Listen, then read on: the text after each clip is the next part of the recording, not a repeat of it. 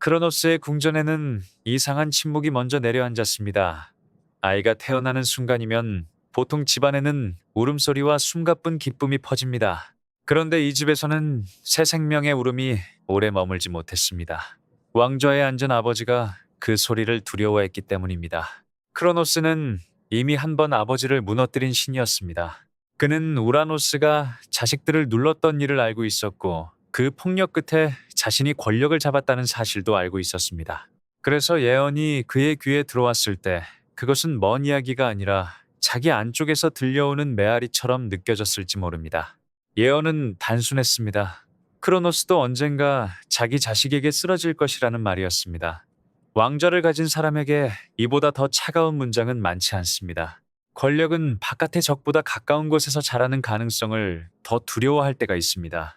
레아는 아이를 품었습니다. 대지와 하늘의 피를 잇는 새로운 생명이었습니다. 하지만 크로노스에게 그 아이는 작은 몸을 가진 미래의 적처럼 보였을 것입니다.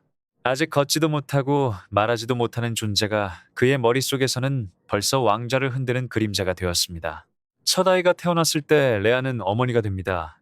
신화에서는 그 아이를 헤스티아라고 말합니다.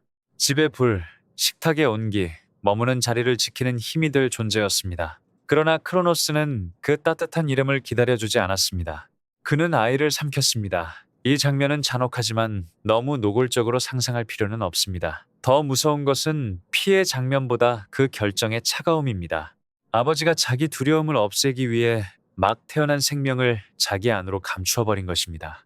궁전의 불빛은 그대로였지만 집의 의미는 달라졌습니다. 아이를 품고 보호해야 할 안쪽 공간이 오히려 아이를 사라지게 하는 장소가 되었습니다. 헤스티아가 상징할 따뜻한 불은 피어나기도 전에 어둠 속으로 밀려났습니다. 시간이 지나 레아는 다시 아이를 낳았습니다. 데메테르, 헤라, 하데스, 포세이돈으로 이어지는 이름들이 이 집에 찾아왔습니다. 이들은 훗날 곡식과 결혼, 저승과 바다의 질서로 불릴 신들입니다. 하지만 태어난 순간의 그들은 아직 작고 연약한 아이들이었습니다. 크로노스는 매번 같은 선택을 반복했습니다. 아이가 태어나면 그는 아이를 보았습니다. 그리고 아이의 얼굴보다 예언의 그림자를 먼저 보았습니다. 사랑해야 할 자리에서 그는 계산했고 안아야 할 순간에 그는 지웠습니다. 두려움은 이렇게 사람을 비슷한 장면으로 되돌려 놓습니다. 처음에는 어쩔 수 없는 한 번의 선택처럼 보였을지 모릅니다. 그러나 같은 일이 반복되면 그것은 성격이 되고 질서가 됩니다. 크로노스의 집에서는 탄생이 곧 사라짐으로 이어지는 법칙이 되어갔습니다. 레아의 고통은 그 법칙 사이에 놓여 있었습니다. 그녀는 아이를 낳을 때마다 기뻐할 수 없었고 슬퍼할 틈도 충분히 갖지 못했을 것입니다. 어머니의 품에 있어야 할 시간이 너무 짧았고 아이들의 이름은 궁전의 복도에 오래 남지 못했습니다. 신화 속 레아는 단순히 울고만 있는 인물이 아닙니다. 그녀는 반복되는 상실을 몸으로 겪으면서도 그 일이 정상인 것처럼 굳어지는 장면을 지켜보는 사람입니다. 한 집안에서 가장 약한 존재들이 사라지고 가장 강한 존재는 점점 더 불안해집니다. 크로노스는 아이들을 삼키면 예언도 사라질 것이라고 믿었을지 모릅니다. 하지만 두려움은 삼킨다고 없어지지 않습니다. 오히려 안으로 넣을수록 더 깊은 곳에서 자랍니다. 그는 자식들을 자기 몸 안에 가두었지만 그 선택의 기억까지 지울 수는 없었습니다. 여기서 신화는 아주 날카로운 질문을 남깁니다. 권력을 지키려는 마음은 어디까지 갈 수 있을까요? 누군가는 나라를 지킨다고 말하고, 누군가는 집안을 지킨다고 말하고, 누군가는 질서를 지킨다고 말합니다. 그러나 그 말들이 가장 작은 생명을 지우는 핑계가 될 때 질서는 이미 무너지고 있는지도 모릅니다. 크로노스는 아버지 우라노스와 달라지고 싶었을 수도 있습니다.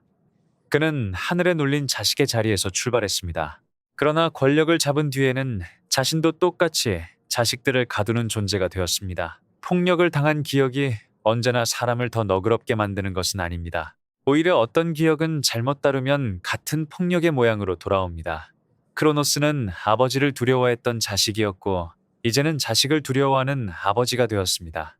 세대가 바뀌었지만 두려움이 통치하는 방식은 크게 달라지지 않았습니다. 레아의 침묵은 그래서 무겁습니다. 그녀는 권력의 논리로는 설명되지 않는 쪽에 서 있습니다.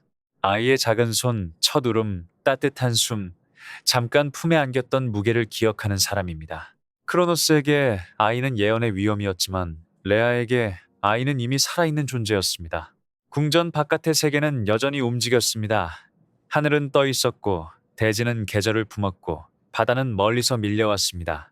하지만 그 집 안에서는 빛이 하나씩 꺼졌습니다. 태어난 아이들이 차례로 사라질 때마다 세계가 앞으로 받을 이름들도 잠시 어둠 속에 묻혔습니다. 이 이야기가 오래 남는 이유는 단순히 무서운 장면 때문만은 아닙니다. 우리도 가끔 미래를 두려워한다는 이유로 현재의 소중한 것을 해칠 때가 있습니다. 아직 일어나지 않은 일을 막겠다며 지금 눈앞에 있는 관계와 마음을 먼저 닫아버릴 때가 있습니다. 크로노스의 비극은 미래를 너무 두려워한 나머지 현재를 망가뜨렸다는 데 있습니다. 그는 자식들이 자라서 자신을 무너뜨릴까봐 두려워했습니다. 그래서 자식들이 자랄 수 있는 모든 시간을 빼앗았습니다. 하지만 바로 그 행동이 예언을 더 단단하게 만드는 길이 됩니다. 삼켜진 아이들은 사라진 것처럼 보였습니다. 그러나 신화에서 사라짐은 언제나 끝이 아닙니다. 보이지 않는 곳에 갇힌 이름들은 언젠가 다시 불릴 준비를 합니다. 헤스티아, 데메테르, 헤라, 하데스, 포세이돈. 그 이름들은 어둠 속에서도 완전히 지워지지 않습니다. 레아는 그 사실을 몸으로 알았을 것입니다. 모든 아이를 잃은 사람의 마음은 무너질 수밖에 없지만 반복되는 상실은 어느 순간 다른 힘을 만들기도 합니다. 울음이 길어지면 체념이 되기도 하고 체념이 너무 깊어지면 조용한 결심으로 바뀌기도 합니다. 크로노스는 왕좌 위에 앉아 있었습니다. 겉으로 보면 그는 이긴 것처럼 보입니다. 아이들은 그의 손에서 사라졌고 궁전에는 반항할 목소리가 없었습니다. 그러나 너무 조용한 집은 안전한 집이 아닙니다. 모든 울음이 사라진 침묵은 평화가 아니라 두려움이 눌러 만든 정적입니다. 이 신화의 중심에는 한 아버지의 공포와 한 어머니의 기억이 마주 서 있습니다. 크로노스는 예언을 삼켰다고 믿었고 레아는 아이들의 이름을 잊지 않았습니다. 사라지는 빛을 끝까지 기억하는 사람이 남아있을 때 어둠은 완전한 승리가 될 수 없습니다.